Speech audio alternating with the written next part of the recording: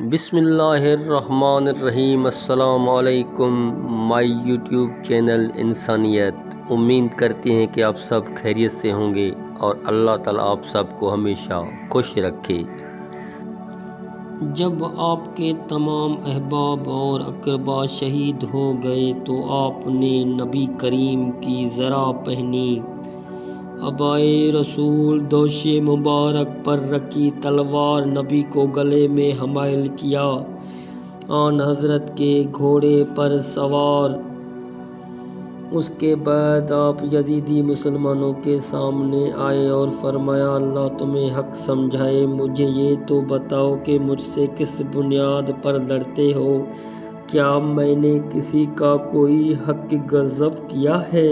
کیا میں نے شریعت رسول میں کوئی تبدیلی کی ہے؟ میں نے سنت رسول کو بدلا ہے؟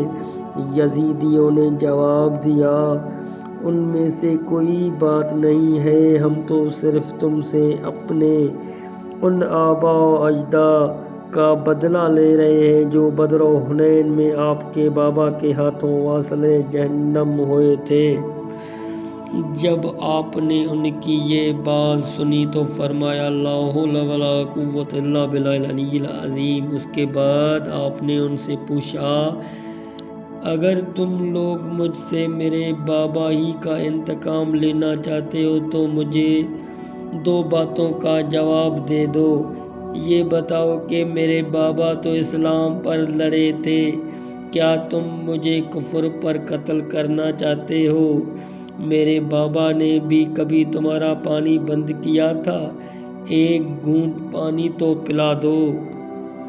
4000 یزیدی نہر فرات پر پہرا دے رہے تھے۔ امام حسین نے پانی کی خاطر ان پر حملہ کیا۔ یہ 4000 کا لشکر دریا چھوڑ کر بھاگ کھڑا ہوا۔ آپ نے گھوڑے کو پانی میں ڈالا اور فرمایا، لیکن شاید گھوڑے نے آپ کا مطلب سمجھ لیا تھا۔ پانی کی طرف منہ جھکانے کے بعد گھوڑے نے سر بلند کر لیا اور زبان حال سے یہی کہا، اگر میں نے پانی پی لیا تو آپ کے نانا کو کیا منہ دکھاؤں گا؟ آپ جھکے پانی کی طرف ہاتھ بڑھایا، چلو میں پانی لیا اور گھوڑے سے فرمایا، دیکھ پی رہا ہوں، تو بھی پی لے۔ آپ چلو اپنے منہ کے قریب لائے، جو ہی پینے کا ارادہ کیا کہ ایک ظالم نے تیر مارا جو آپ کے لبہائے مبارک پر لگا، جس سے خون پانی کے چلو میں گرا۔